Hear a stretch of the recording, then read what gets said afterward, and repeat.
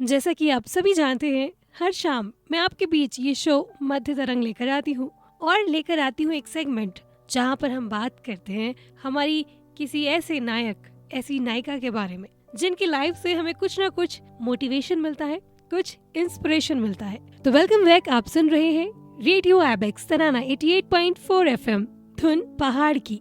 दोस्तों, आज एक ऐसी ही कहानी आपके बीच लेकर आई हूँ जिससे आप मोटिवेट होंगे, कुछ सीखेंगे, क्योंकि हर किसी की कहानी हमें कुछ ना कुछ सिखाती ही है।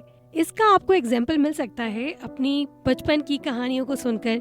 जब आपको बचपन में आपकी दादी नानी ने कोई कहानी सुनाई थी, आज आप उस बात से रिलेट कर पा रहे होंगे कि हाँ, कितने हद तक वो कहानी कहीं ना कहीं सही थी। तो आज मैं जिनके बारे में बात करने वाली हूँ उनका नाम है अभिनव बिंद्रा। जी हाँ, ये कहानी है एक शांत गहरे सोच वाले लड़के की जिसका नाम है अभिनव बिंद्रा।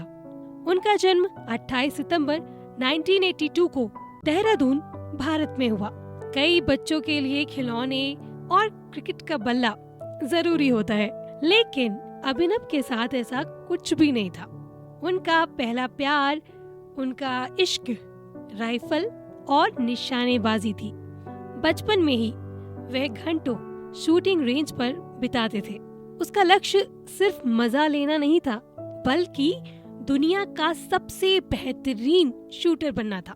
15 साल की उम्र में उसने 1998 के राष्ट्रमंडल खेलों कॉमनवेल्थ गेम्स में हिस्सा लिया, जहां वो सबसे कम उम्र का प्रतिभागी था। देखिए, जब स्टोरी शुरू होती है जहां पर आप बहुत ज्यादा जुनून के साथ आगे बढ़ते हैं, तो ऐसा होता है कि आप उस जुनून के साथ उस लक्ष्य को पा नहीं पाते। क्यों?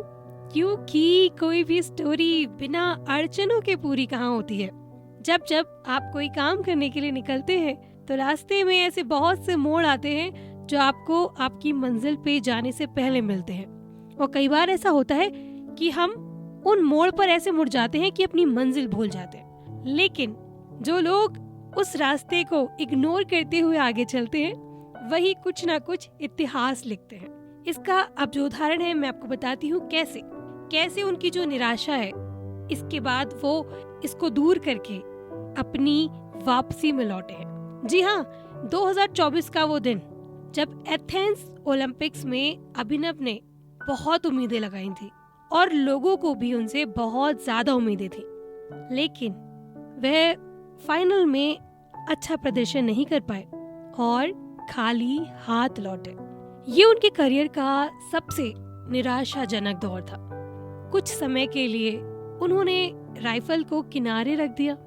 उन्हें लगा कि शायद यह उनका रास्ता नहीं है। जैसे मैंने आपको बताया ही, जब हम किसी सपने को पूरा करने के लिए निकलते हैं तो वहाँ पर आशाएं कम और निराशाएं ज्यादा होती हैं। यही कारण है कि कोई भी इंसान अपने सपने को, अपने एम को उतनी जल्दी अचीव नहीं कर पाता, क्योंकि बीच में जो अड़चने हैं वो पूरा ही नहीं करने देती।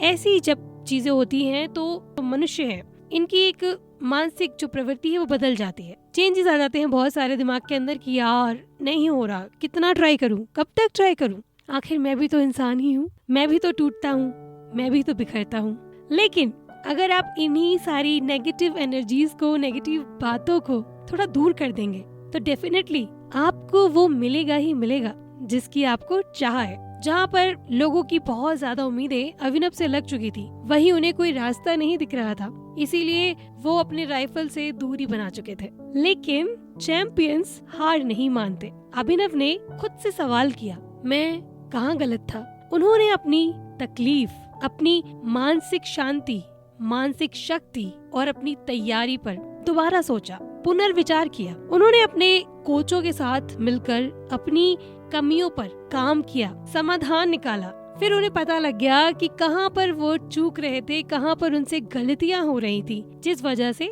वो निराशा की तरफ मुड़ गए थे। उनका मानना था कि निशाना सिर्फ हाथों से नहीं बल्कि दिमाग से भी लगता है, और इस बात का सबूत उन्होंने जल्द ही अपने एक बहुत ही उम्दा प्रदर्शन के साथ दे दिया। जी, ये बात है बीजिंग में, जहाँ पर उन्होंने इतिहास रच दिया। बीजिंग में साल 2008 को ओलंपिक्स में अभिनव ने कुछ ऐसा कर दिया कि लोग दोबारा से अपना विश्वास उन पर जताने लगे।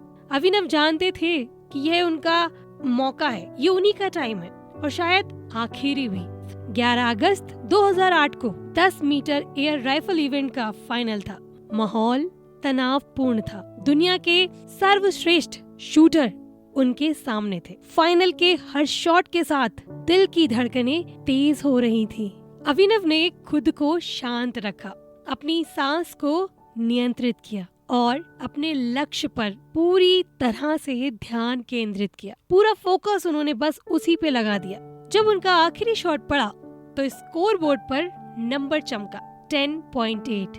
यह लगभग परफेक्ट शॉट था। जब फाइनल स्कोर्स सामने आए, पहले स्थान पर थे और उनकी खुशी का तो मानो ठिकाना ही नहीं था। जैसे वो बिलीव ही नहीं कर पा रहे हो कि मैंने कर दिखाया। वह पल भारतीय खेल इतिहास में दर्ज हो गया। अभिनव बिंद्रा व्यक्तिगत स्पर्धा में भारत के लिए पहला ओलंपिक स्वर्ण पदक जीतने वाले खिलाड़ी बन गए। दोस्तों, कई बार ऐसा होता है कि हम खुद को थोड़ा कम आंकते हैं। जी हाँ, हम अपनी काबिलियत पर शक करते हैं और कई बार ऐसा होता है लोगों की चंद बातों में आके हम भूल जाते हैं कि हम क्या हैं। और यही वो वीक पॉइंट है। ये वही जगह है जहाँ पर हम हमारी सारी एनर्जीज, सारी पॉजिटिव थिंग्स सबको छोड़ देते हैं। जब हमारे अंदर वो पॉजिटिव बातें नहीं बचती तो हमारे अंदर की सारी सहन शक्ति, सारा दृढ़ निश्चय सब चला जाता है और सबसे पहले जाता है हमारा आत्मविश्वास और उसके जाते ही नैया डामाडोल हो जाती है, जो हमारे लिए सबसे ज्यादा वीक पॉइंट है। तो बस मैं ये जानना चाहती हूँ कि अभिनव की स्टोरी से जो आपने सीखा है वो हमें जरूर बताइएगा।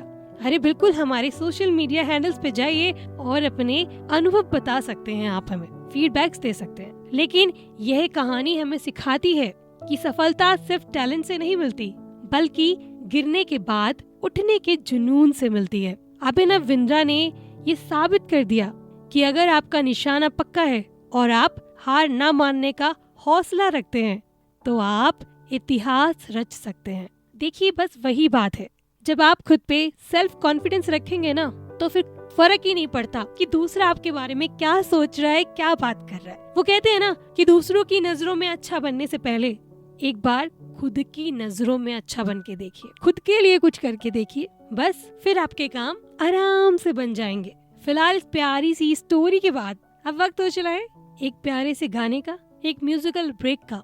मैं मिलती हूँ आपसे इस ब्रेक के बाद। शो अभी बाकी है दोस्त। आप सुन रहे हैं रेडियो आईबेक्स तराना 88.4 FM, धुन पहाड़ की।